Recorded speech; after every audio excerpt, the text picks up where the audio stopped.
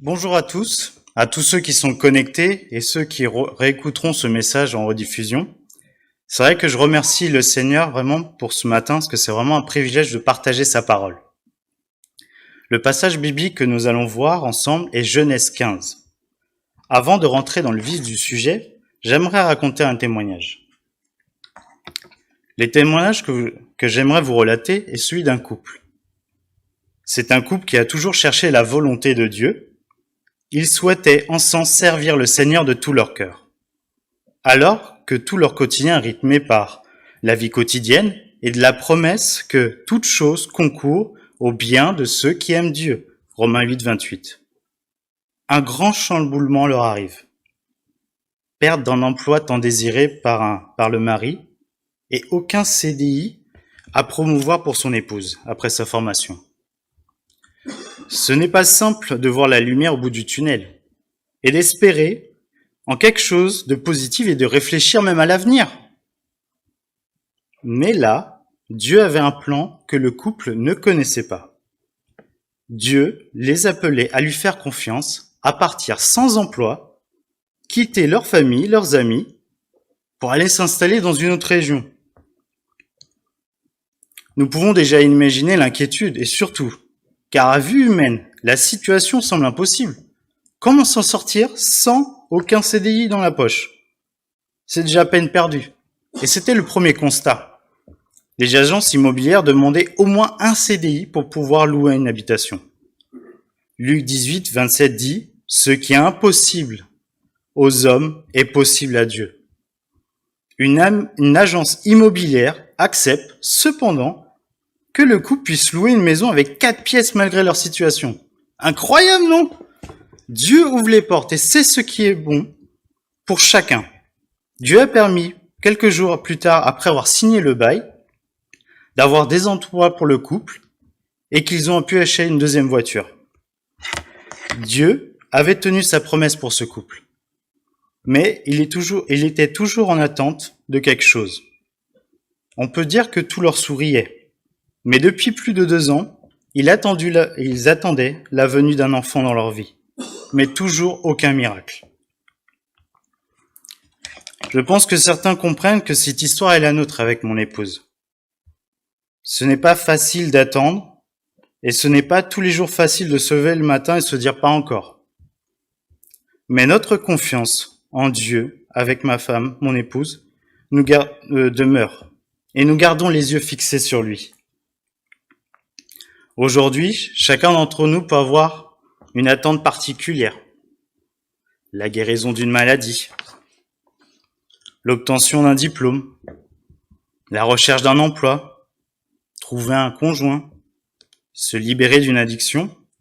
Et vous, quel miracle attendez-vous? Aujourd'hui, la plupart répondraient peut-être la fin du Covid. Nos réactions sont différentes face à ces attentes. On doute, on stresse, on vit dans l'inconfort, on ne se sent pas en sécurité. Mais le passage de ce matin était pour moi un vrai encouragement et une réponse à nos prières avec mon épouse. J'aimerais vous partager ceci. Le titre de le message de ce matin est « Dieu connaît nos douleurs et tiendra ses promesses ». Nous lirons le passage biblique en 2 parties. Et ce message se découvrira en 3 parties. Dans un premier temps, nous verrons que Dieu connaît nos doutes. Et nous intéresserons essentiellement à Genèse 15, 1 à 6. Dans un deuxième temps, nous verrons que la promesse de Dieu s'accomplira. Et on s'intéressera cette fois-ci à Genèse 15, 1 à 7, 7 à 21. Et je voudrais terminer sur une autre partie, c'est que la Bible est une promesse déjà accomplie. Commençons par la lecture de Genèse 15. Après ces événements, l'Éternel s'adressa à Abraham dans une vision. « Ne crains rien, Abraham, lui dit l'Éternel. Je suis ton protecteur, ta récompense sera très grande. » Abraham répondit, « L'Éternel Dieu, que me donnerais-tu? Je n'ai pas d'enfant. Et c'est Éliézer de Damas qui héritera tous mes biens. Tu ne m'as pas donné de descendance, poursuivit-il. Et c'est un serviteur attaché à mon service qui sera mon héritier. Alors l'Éternel parla en ces termes. Non, cet homme-là ne sera pas ton héritier. C'est celui qui naîtra de toi, qui héritera de toi. Puis Dieu le fit sortir de sa tente et lui dit, contemple le ciel et compte les étoiles, si tu en es capable. Et il ajouta, tes descendants seront aussi nombreux qu'elle. Abraham fit confiance à l'Éternel, et à cause de cela, l'Éternel le déclara juste. Il lui dit, je suis l'Éternel, qui t'ai fait sortir d'Our, en Chaldée, pour te donner ce pays en possession. Le Seigneur Dieu répondit à Abraham, comment aurais-je la certitude que je le posséderai? Dieu lui dit, va chercher une génisse, une chèvre et un bélier ayant chacun 3 ans, une tourterelle et un jeune pigeon. Abraham alla prendre ces animaux et les coupa en 2 par le milieu, excepté les oiseaux, et pour chacun d'eux disposa les 2 moitiés face à face. Les oiseaux de proie fondirent sur les bêtes mortes, mais Abraham les chassa. Au moment où le soleil se coucha, une grande torpeur s'empara d'Abraham, et en même temps, l'angoisse le saisit dans une profonde obscurité. Le Seigneur lui dit, sache bien que tes descendants vivront en étrangers dans un pays qui ne leur appartiendra pas, et on en fera des esclaves, et on les opprimera pendant 400 ans. Mais je punirai la nation qui les aura réduits en esclavage, et ils quitteront le pays chargé de grandes richesses.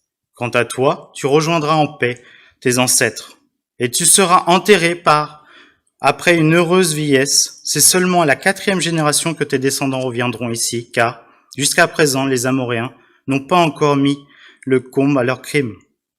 Lorsque le soleil fut couché et que l'obscurité fut totale, un tourbillon de fumée et une torche de feu passèrent soudain entre les animaux partagés.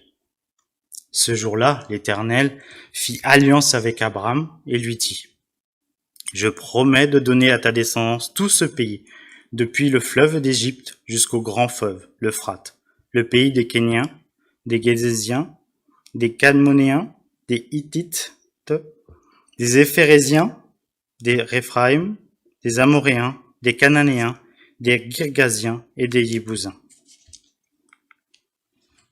Continuons notre message. Dieu connaît nos doutes. Et nous allons nous intéresser à Genèse 15, 1 à 6. En commençant Genèse 15, verset 1, le passage biblique commence par « après ces événements ». Et je pense que l'auteur utilise le terme « après ces événements ». Il marque le fait que nous devons nous intéresser au contexte avant d'aller plus loin. Revenons sur les aventures d'Abraham. Genèse 13, 15 à 17 dit « L'Éternel dit à Abraham, « Tout le pays que tu vois, je te le donnerai à toi et ta descendance pour toujours. Je rendrai ta descendance aussi nombreuse que les grains de poussière de la terre. Si l'on peut compter les grains de poussière de la terre, alors on pourra aussi compter ta descendance. Lève-toi, parcours le pays en long et en large, car je te le donnerai. » Dieu fait une promesse à Abraham d'avoir une descendance aussi nombreuse que les grains de sable, alors que son épouse est stérile. Aïe, ça commence bien cette promesse. La promesse de Dieu semble même impossible. Nous savons que dans les pires situations, Dieu est capable de faire des miracles. Prenons l'exemple du Sahara. Vous voyez cette image, cette étendue de sable. Dieu dit de compter chaque grain. Je pensais en même temps, si le vent s'y met, c'est déjà peine perdue de compter. Ça s'étale partout. Nous pouvons nous poser des questions sur cette promesse. Est-ce réalisable ou non? C'est comme cette expression que l'on entend parfois. Pour toi, je décrocherai la lune. Mon coco, c'est pas demain la veille que tu pourras faire cette chose. Mais Dieu est capable. Il est tout puissant. Continuons notre lecture sur un autre passage biblique, celui de Genèse 14, 17 à 20, qui dit « Lorsqu'Abraham revint après avoir battu Kedorlaomé et les rois qui étaient avec lui, le roi de Sodome vint à sa rencontre dans la vallée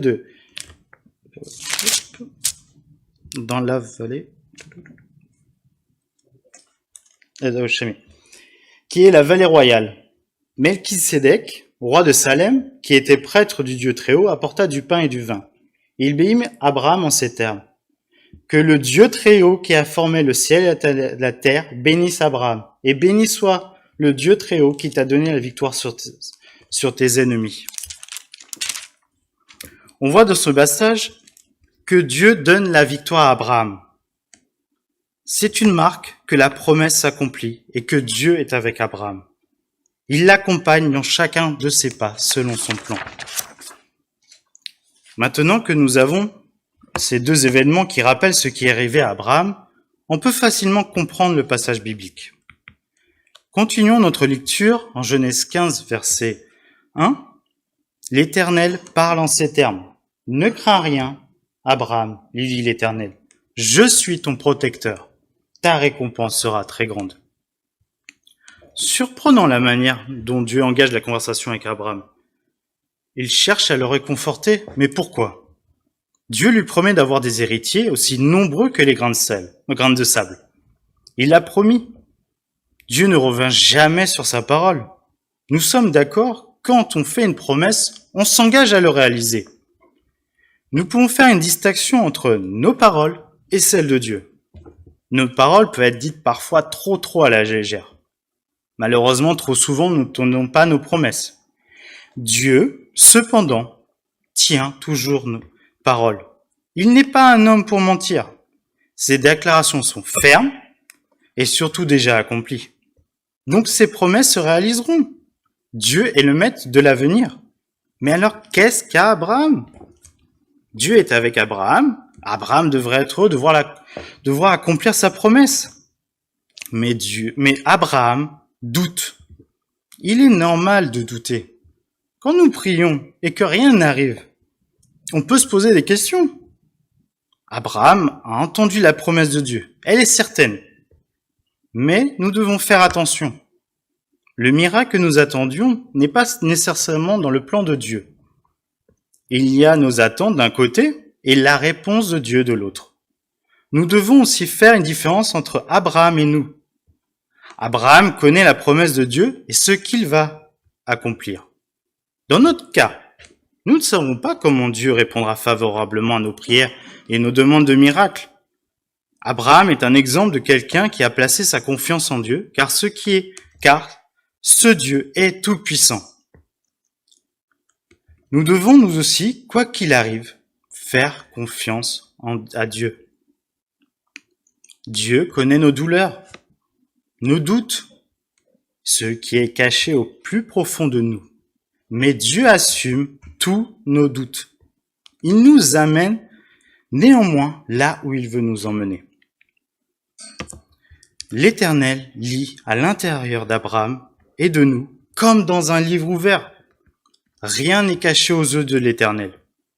Dieu nous connaît parfaitement. Même si on se présente d'une manière dans le paraître, Dieu sait, il connaît nos aspirations, nos prières, nos envies. Et pour illustrer ceci, une image me vient à l'esprit. Un iceberg. Quand on le voit au loin, on se dit tout va bien. C'est tout petit à la surface de l'eau. Mais le Titanic l'a senti passer. On dit souvent de faire attention à la face cachée. En effet, on peut sembler heureux, épanoui de l'extérieur, mais de l'intérieur, qui peut savoir? On nous montre bien souvent que la face où tout va bien. Quand on pose la question « Comment vas-tu ?», on répond assez rapidement « Oui, très bien ». Maintenant, sur les réseaux sociaux, les filtres sont nos meilleurs amis. On paraît toujours beau, un make-up parfait. Si on enlève, ce n'est pas le même résultat. Quand on le montre cette animation, si nous ne connaissons pas la personne, on peut difficilement comprendre et connaître ce que vit réellement la personne.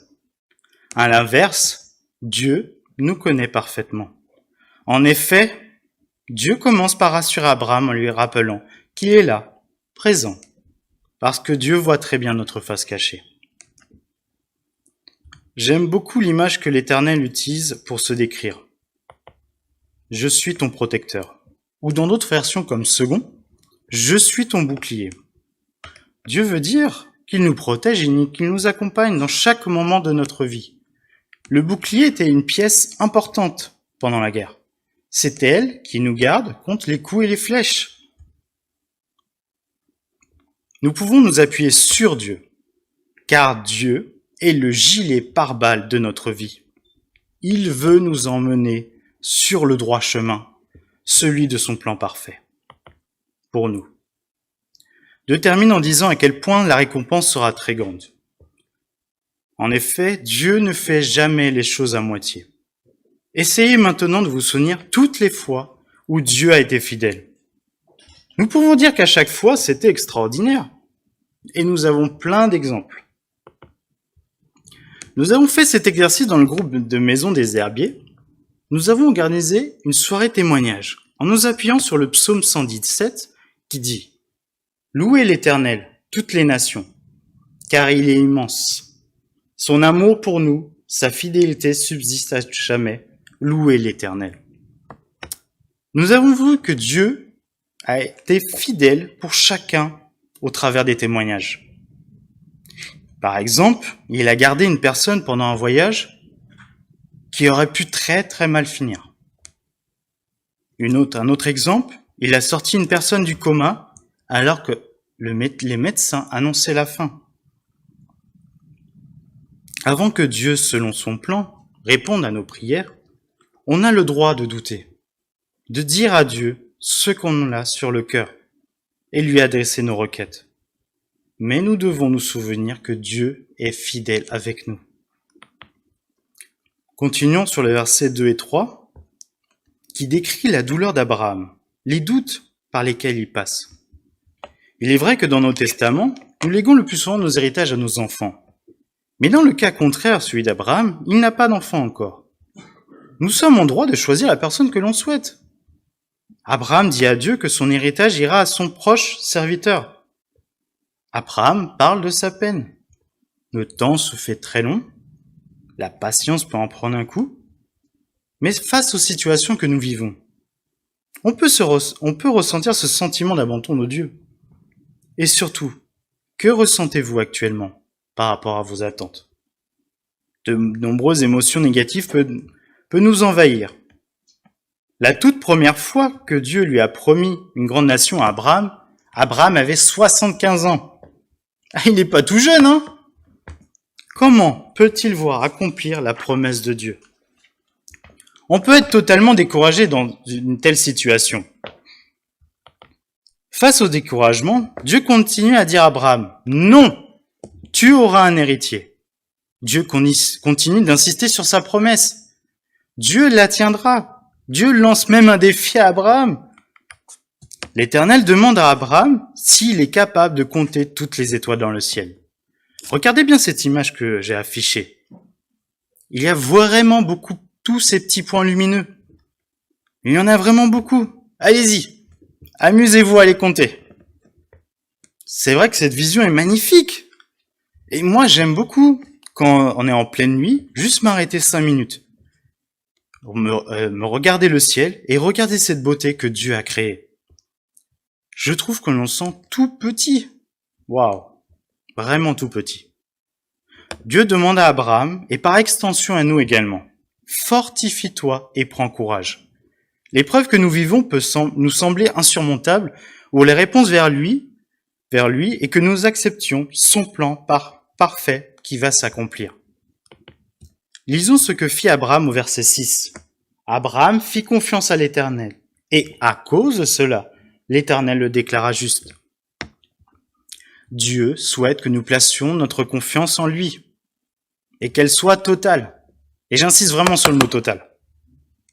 Il ne nous veut pas à moitié avec lui. Aujourd'hui, on dit oui, je te fais confiance.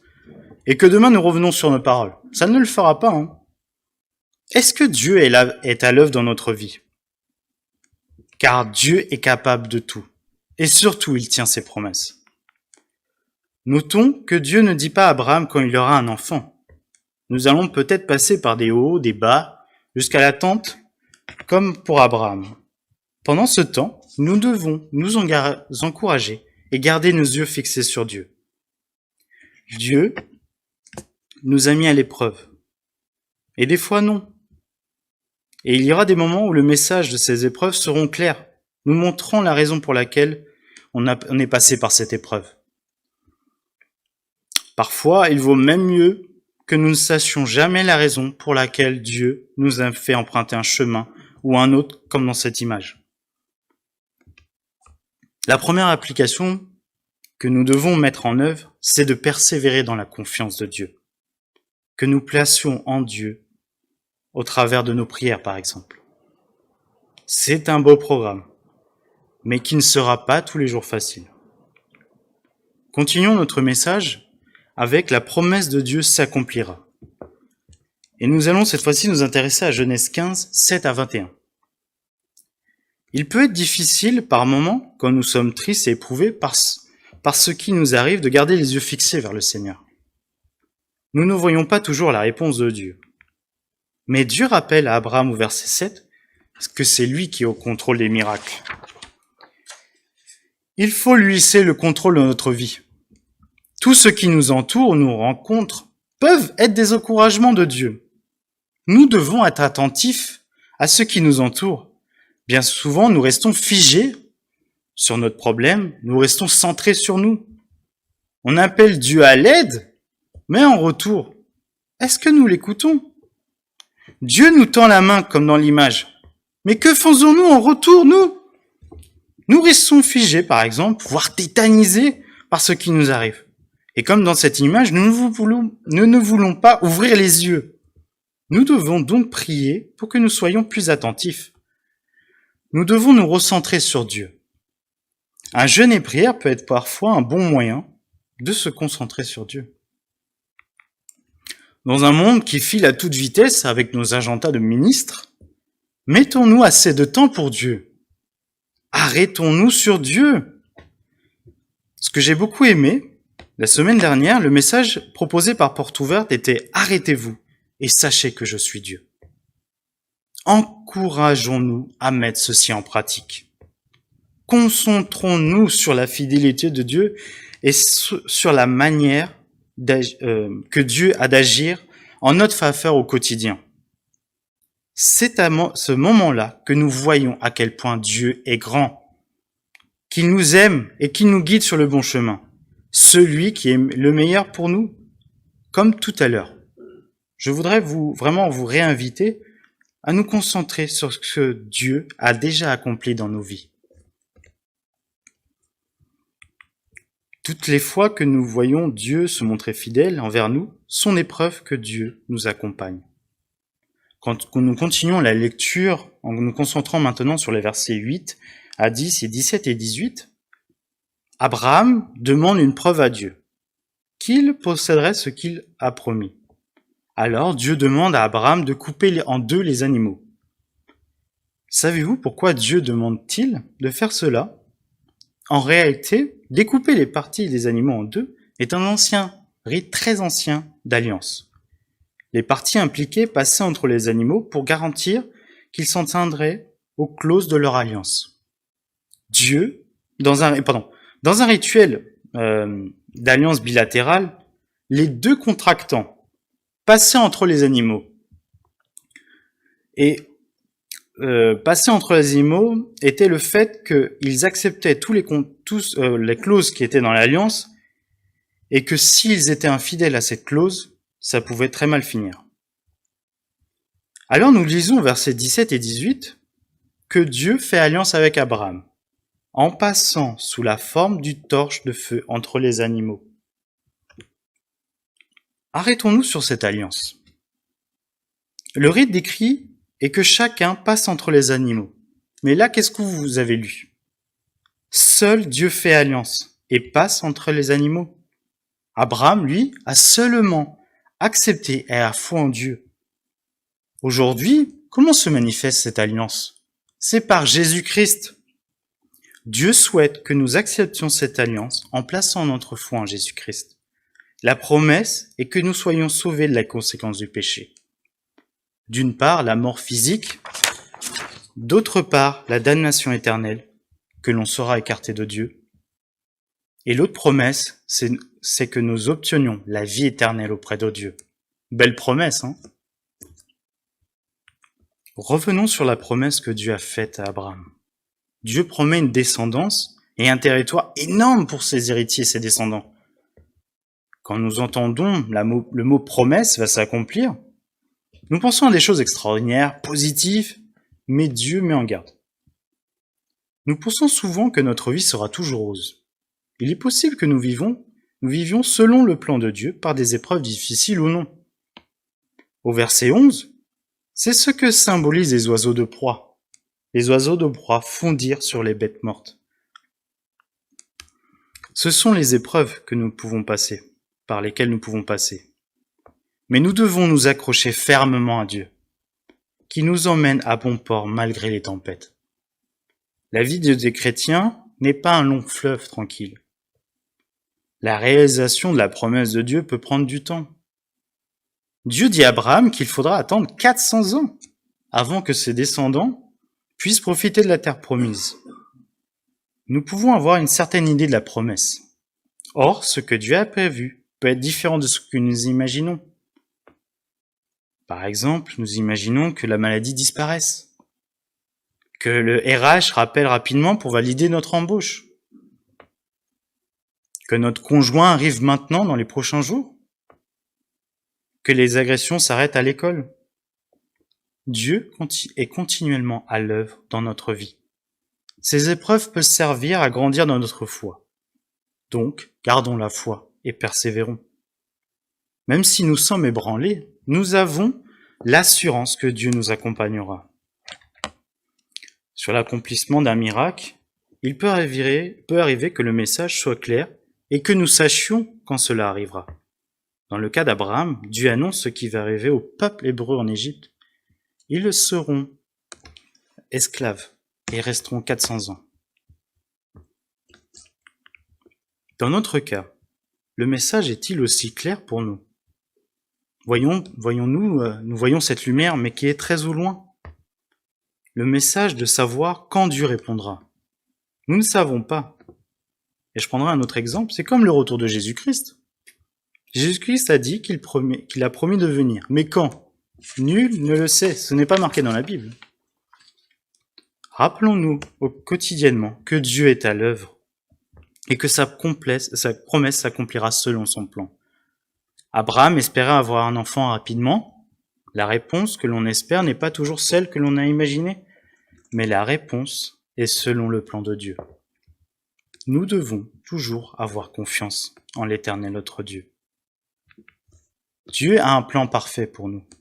Jérémie 29, 11 dit « Car je connais les projets que j'ai formés sur vous, dit l'Éternel, projets de paix et non de malheur, afin de vous donner un avenir et de l'espérance. » Il peut être difficile de trouver le chemin où Dieu nous emmène. Sur ce chemin, nous pouvons être désespérés et nous dire « C'est impossible ». Prenons l'exemple. Nous souhaitons gravir une montagne pour arriver tout là-haut, car l'Office du tourisme nous promet une super vue. D'en bas, en voyant le chemin à faire, nous disons « Le chemin est étroit, le chemin n'est pas droit, le chemin n'est pas banalisé, je vais où? Il est rempli de cailloux, ça va faire mal, la pente est trop raide. » Mais quand nous arrivons en haut de la montagne, comme dans cette vue, la vue que nous contemplons est magnifique. L'Office du tourisme avait raison. Nous sommes imaginé quelque chose. Mais quand on découvre la vérité, nous pouvons faire « Waouh !» C'est la même chose pour Dieu. Nous devons nous souvenir tous les jours que Dieu a un projet de paix pour nous. Que Dieu nous comblera au-delà de nos espérances. Dieu est capable de l'impossible pour notre vie. Il promet à Abraham un territoire presque sans limite, une descendance aussi nombreuse que les étoiles. Alors pourquoi Dieu ne sera-t-il pas capable de vous donner ce dont vous avez besoin? Dieu accomplira des miracles, tiendra sa promesse selon son plan et souhaite que nous mettions notre confiance et notre foi en lui. Je voudrais faire un parallèle maintenant sur la Bible. Une promesse déjà accomplie.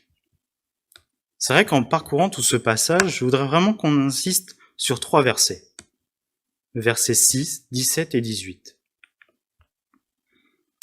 Au verset 6, on voit que l'Éternel dit, l'Éternel le déclara juste, car Abraham fit confiance à l'Éternel.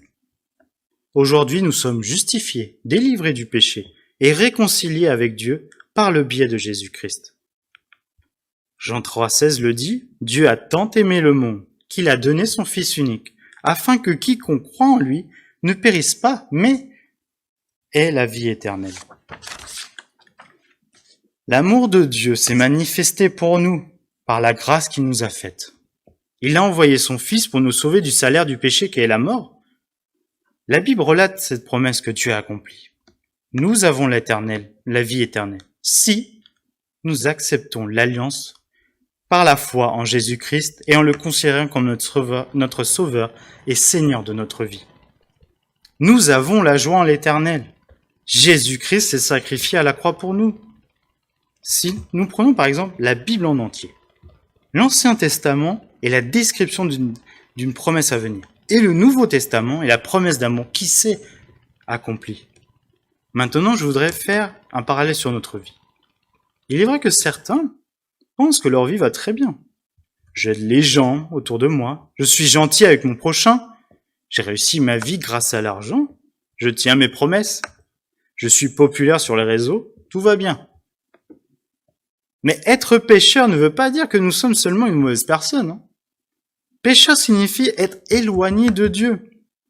Et nous le sommes depuis notre naissance. Nous écartons Dieu de l'équation de notre vie. Pour réussir, je n'ai pas besoin de Dieu, certains diront. Alors que recherchons-nous pour notre vie?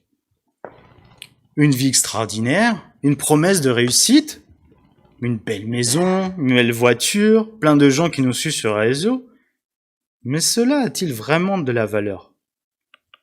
Et je voudrais qu'on regarde la vidéo suivante, les compteurs de bonnes actions.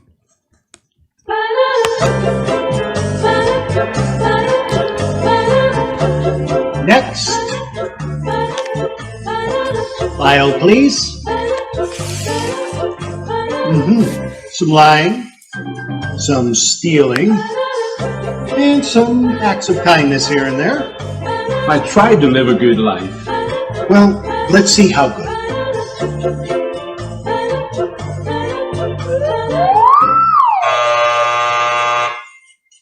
This way.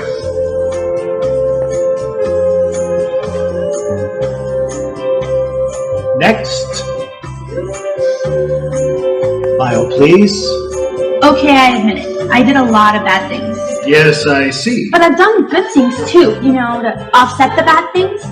Like, one time, I cheated on a test, but then I cleaned up trash in the park. That should balance out, right? Let's find out.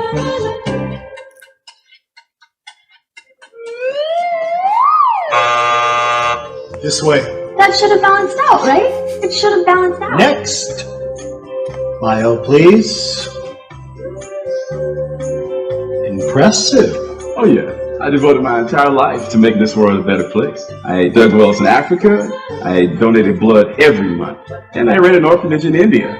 I just wish I could have done more. And is this your subscription? I only read the articles.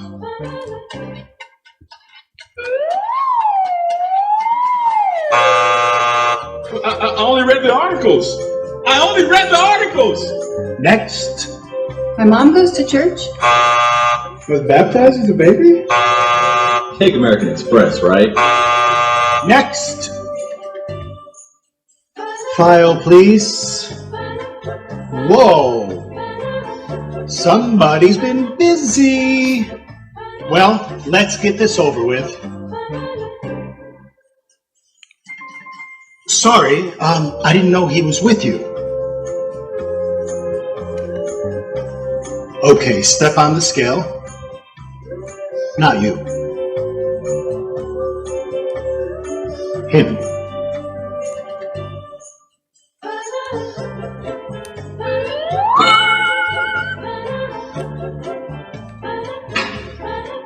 Hey, wait a minute. That is totally not fair. That's why it's called grace.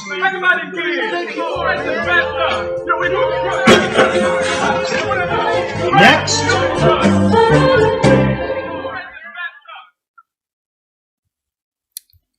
Ça fait réfléchir, hein. Qui sommes-nous dans la vidéo? Sur quoi notre vie est-elle basée? Sommes-nous justifiés? Sommes-nous enfants de Dieu? Prenons le temps de nous examiner et de discerner à quelle étape de notre vie nous en sommes. Jésus-Christ est mort et ressuscité pour nous sauver du péché. Il est remonté au ciel pour nous préparer une place, si toutefois nous l'acceptons dans notre vie.